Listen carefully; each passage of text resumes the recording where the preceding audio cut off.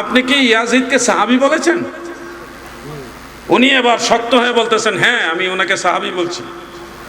আমি তখন বললাম, উনি সাহাবী হবে কিভাবে?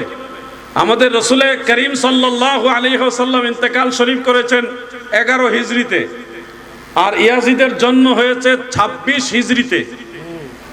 নবীজি পর্দা নেওয়ার প্রায় 15 বৎসর পরে ইয়াজিদের জন্ম। সে জীবনে কোনোদিন নবীজিকে দেখেই নাই। রসুল করিম সাল্লাল্লাহু আলাইহি সাল্লাম পর্দা নেওয়ার কত বছর পরে ইয়াজিদের জন্ম? 15 বছর পরে। তো সাহাবীর সংজ্ঞা হলো, মান লাকিয়ান নবিয়্যা সাল্লাল্লাহু আলাইহি ওয়াসাল্লাম ঈমানান ওয়া মাতা আলাল ইসলাম ফাহুয়া সাহাবী।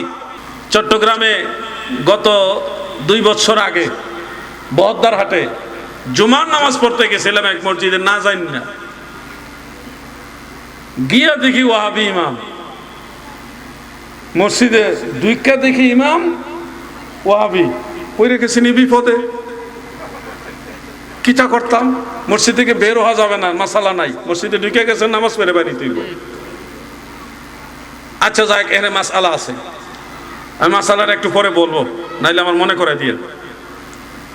ইমাম সাহেব ওয়াজ করতেছে, আমি সাধারণ পাবলিকের সাথে গিয়ে চুপচাপ বসে গেছি। আমার তেমন একটা কেউ চিনছেও না, আমিও মাশাআল্লাহ খুব সুন্দর করে বসে গেছি, ওয়াজ শুনতেছি।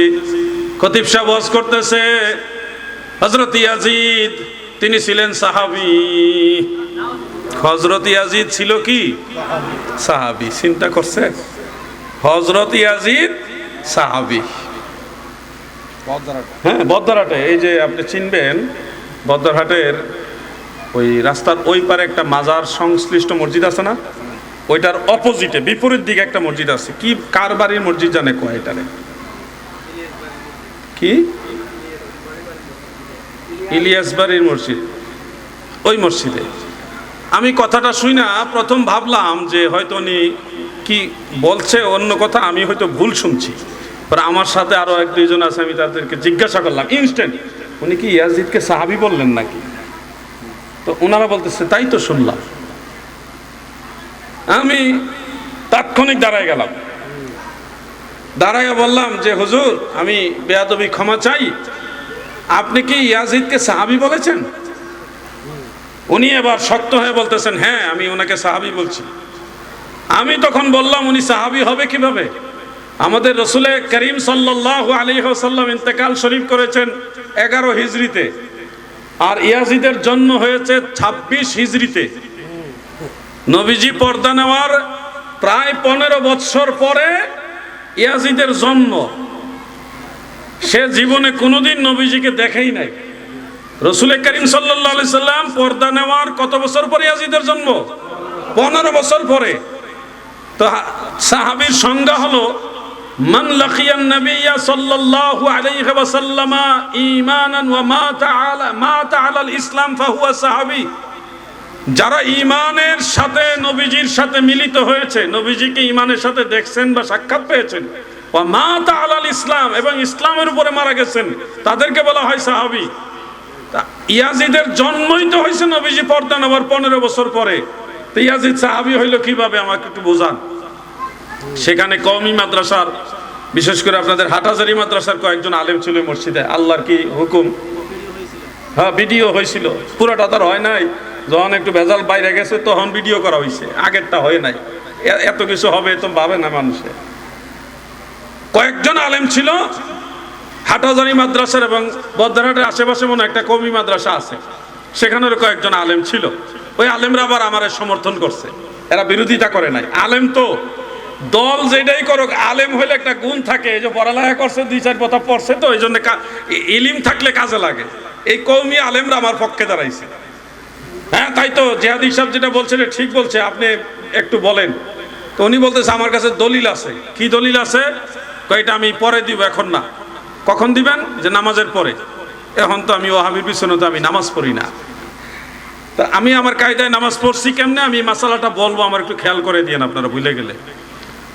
নামাজের পরে সুন্নত বাদাল জুমা 4 রাকাত পড়লাম, এরপরে 2 রাকাত নফলও পড়লাম।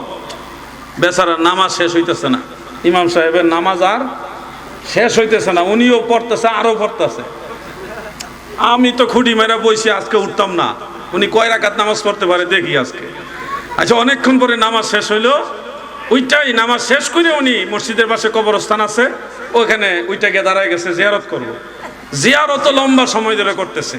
আল্লাহর কি দয়া, যারা জিয়ারত করলে আমরা কই মাজার পূজারি, আজকে তারা লম্বা জিয়ারতে দাঁড়াইছে। আমি খুশি, আমিও জিয়ারতে দাঁড়াইছি। জিয়ারত বেশ অনেকটা সময় নিয়ে হইলো। তারপরে আমি বললাম যে হুজুর আমি কিন্তু আসি, আমাকে দলিলটা দেখাইতে হবে। কো আপনি আসেন? আচ্ছা ঠিক আছে, আমি দলিল দেখাচ্ছি। তখন আমরা বেশ অনেক মানুষ মসজিদে বসলাম।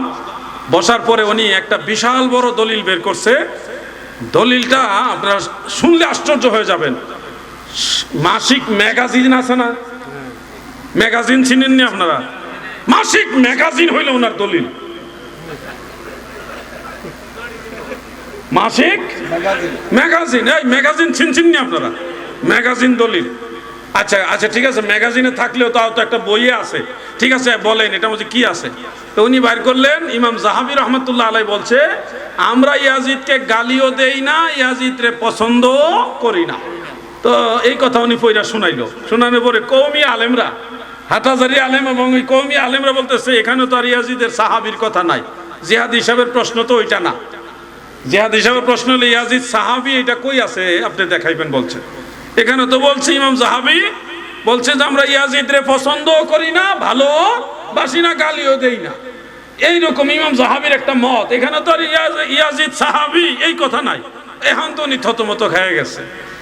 তখন আমি উনাকে একটু সেভ করার কারণে, কারণ আমি জানি এই ধরনের একটা ভয়ঙ্কর ভুলের কারণে ওনার চাকরিটা থাকবে না, আমি বললাম, আমি নিজের থেকে বললাম হয়তো উনি হযরত আমিরে মুআবিয়া রাদিয়াল্লাহু আনহুর নাম বলতে গিয়ে ভুলক্রমে ইয়াজিদের নাম বলে ফেলছে, তাই না হুজুর? মানে আমি একটু সেভ করে করতেছি, উনিও সংশোধন হয়ে যাক, মসজিদের চাকরিটাও, হ্যাঁ, মসজিদে যেন বাইর না হয়, এটা আমার উদ্দেশ্য। বেচারা পেটে লাথি যেন না পড়ে। বেচারা কি করলো, না না ইয়াজিদের ব্যাপারে আমি বলছি নে মরসতনি। এখন সব আলেমরাই আমার সমর্থন করলো, না না ইয়াজিদ সাহাবী না, উনি সাহাবী না, এটা আমরা একবার শিওর। তো মোটামুটি মসজিদ কমিটিও বুঝতে পারছে। পরে শুনছি আসরের সময় ওনার চাকরি নাই। পরে আবার আইছে কি না আমি জানি না, আইতেও পারে, কারণ হইলো যে যারে ভালোবাসে তার আনতেও পারে। কিন্তু আমাদের বক্তব্যটা হলো, যুবক ভাইরা শোনো, আকীদার গুরুত্ব কেন দিতে হয়? আকীদার গুরুত্ব কেন দিতে হয়? তুমি যদি আকীদার গুরুত্ব না দাও তাহলে ওই ইয়াজিদের ভালোবাসাও তোমার দিলের ভিতরে ঢুকে যাবে। ইয়াজিদের ভালোবাসাও তোমার দিলের ভিতরে ঢুকে যাবে। কিশোরগঞ্জে এক মসজিদ আছে, পাগলা মসজিদ।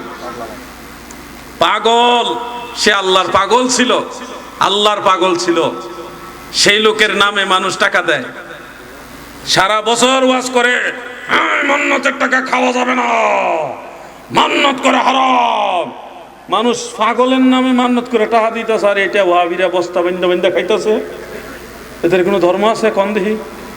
সারাদিন ওয়াজ করে মাজারে মান্নত করা যাবে না, কোন ব্যক্তির নামে মান্নত করা যাবে না। মানুষ তো পাগলের নামে মান্নত করে, ইডি খাস কেমনে বাক করে করে নিতেছে গা, টাকা হালাল হয়ে গেছে। এদেরকে বলা হয় অরিজিনাল ধর্ম ব্যবসায়ী। আমরা যখন ওলি আল্লাহর কথা বলি চেহারা মলিন হয়ে যায়। আল্লাহর ওলি এদের কাহিনী বললে ভালো লাগে না, কয় কিচ্ছা কাহিনী কয়। অথচ যখন সাইদি সাহেবের ওয়াজ হয়, আমরা বলছি না যে সাইদি সাহেবের কথা বলা যাবে না।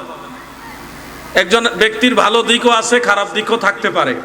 আপনি মানুষকে উৎসাহ দেওয়ার জন্য একজন আলেমের ভালো দিকগুলি বলুন, এটা নিঃসন্দেহে আমরা সমর্থন করি। একজন আলেমের ভালো দিকগুলো বলুন, যেন এটা থেকে আরো 10 জন মানুষ উৎসাহিত হয়, ধর্মের দিকে আগায় আসে। এখন সাইদি সাহেবের কাহিনী বললে কত খুশি, কিন্তু যখন আপনি বড় পীর আব্দুল কাদের জিলানী রহমতুল্লাহ আলাইহির কথা বলবেন, হযরত শাহজালাল রহমতুল্লাহ আলাইহির কথা বলবেন, বাইজিদ বুস্তামি রহমতুল্লাহর কথা বলবেন, এই হুজুর কোরআন হাদিস জানে না, কোরআন হাদিস করে কিচ্ছা কাহিনী কইতে আইছো কেন? এরকম হয় কিনা বলেন?